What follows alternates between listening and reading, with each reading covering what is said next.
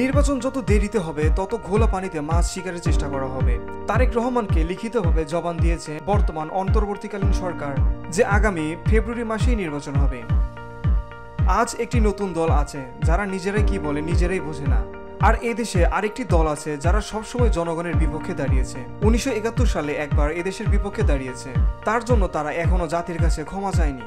বৃহস্পতিবার বিকেলে জুলাই গণ অভ্যুত্থানের বীর শহীদদের স্মরণে শহরের 5 রাস্তা এলাকায় সিরাজগঞ্জ জেলা বিএনপি আয়োজিত জনসভায় প্রধান অতিথির বক্তব্যে এসব কথা বলেন বিএনপির স্থায়ী কমিটির সদস্য এবং সাবেক বিদ্যুৎ প্রতিমন্ত্রী ইকবাল হাসান মোহাম্মদ টুকু।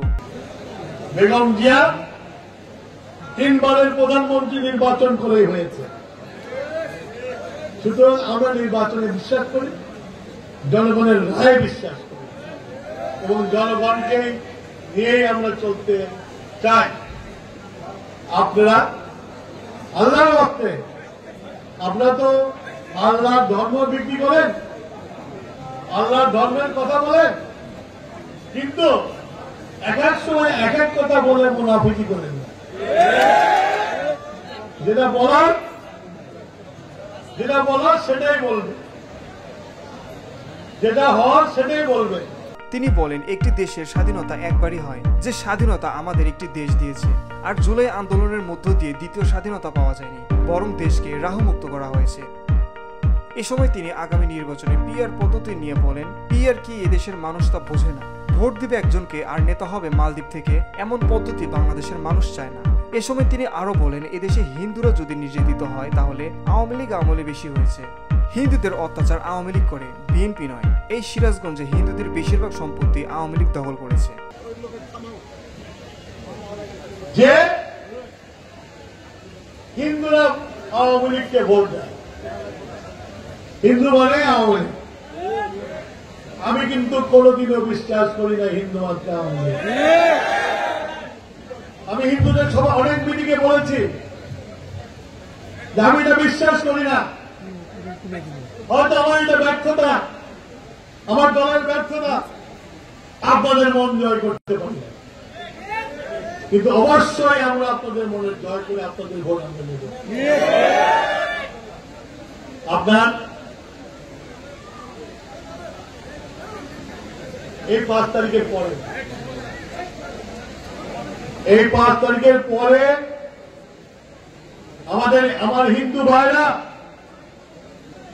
দল মত নির্বিশেষে কারো শরীরে একটা টোকা লাগতে আমি দেই নাই। আমি ব্যাংককে বসে বহু আখড়ায় মিটিং করেছি, হিন্দু সমাজের সাথে মিটিং করেছি, ভার্চুয়ালি মিটিং করে বলেছি, আপনাদের গায়ে যদি একটা হাত লাগে মনে করেন যে টুকুর গায়ে হাত লেগেছে, আপনারা নির্দ্বিধায় নিশ্চিন্তায় এই সিরাজগঞ্জের ব্যবসা বাণিজ্য করবেন এবং বাক্য তা আমার অনেক আরো সব নেতারা দিন রাত 24 ঘন্টা পাহারাদারের মতো হিন্দু সমাজকে পাহারা দিয়ে, যেসব হিন্দুরা আওয়ামী লীগ করেছে, আমাকে নির্যাতন করেছে, আমাকে কোর্টের চেয়ারে বসতে দেয় নাই, সেই সব হিন্দু কিলদেরকেও মাফ করে দেওয়া হয়েছে। তো বিএনপি মাফ করতে জানে, বিএনপি জানে জাতীয় ঐক্য প্রতিষ্ঠা করতে। সমাবেশে বিএনপির সহ সাংগঠনিক সম্পাদক ও রাজশাহী বিভাগের দায়িত্বপ্রাপ্ত নেতা আমিরুল ইসলাম খান আলিম, বিএনপির কেন্দ্রীয় নির্বাহী কমিটির সদস্য ও জেলা বিএনপির সাধারণ সম্পাদক সাইদুর রহমান বাচ্চুর সঞ্চালনায় ও জেলা বিএনপির সভাপতি রুমানা মাহমুদের সভাপতিত্বে অনুষ্ঠিত জনসভায় জেলা বিএনপি ও এর অঙ্গ সহযোগী সংগঠনের বিভিন্ন পর্যায়ের নেতাকর্মীরা উপস্থিত ছিলেন। Beauty Bangla news desk.